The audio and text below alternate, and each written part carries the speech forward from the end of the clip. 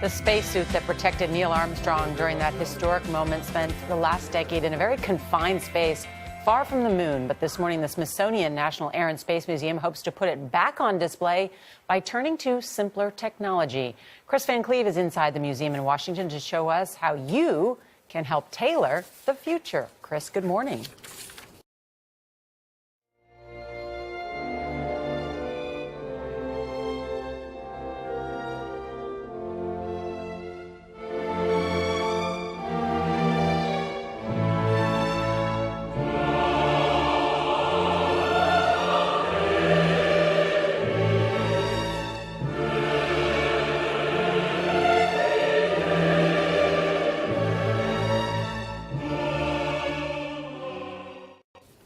Good morning. These spacesuits are actually replicas. The challenge with the real deal is they were only supposed to last about 6 months.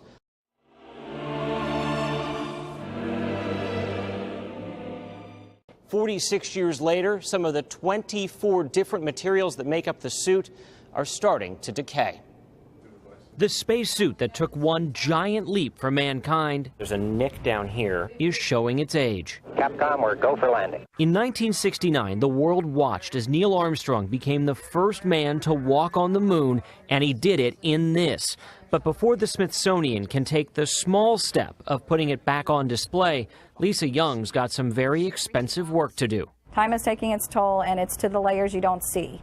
So the interior rubber bladder is becoming brittle and is breaking. You see a visible change in the materials themselves. This is your chance to be a part of history. Marking the 46th anniversary of Apollo 11's moon landing, the National Air and Space Museum launched a Kickstarter crowdfunding effort to, in their words, reboot the suit. 64% of the Smithsonian's $1.3 billion budget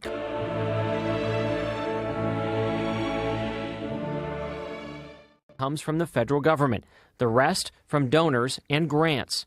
Crowdfunding is a new frontier for the institution as it hopes to raise $500,000 in 30 days to fund the preservation of Armstrong's historic spacesuit. The museum's hope is the campaign builds a connection with those who weren't around to watch it live. Just don't get too close to the suit. Can I touch it? No. The work will take 3 years and require X-rays and CT scans to make a complete 3D digital scan of the suit that can live on forever. Armstrong's Apollo 11 suit joined the Smithsonian's collection in 1976, but hasn't been on display for the last 10 years. The goal is to have it ready for the lunar landing's 50th anniversary in 2019. The real key to the story of that spacesuit is the man that was inside of it and what it did to help him explore this other world.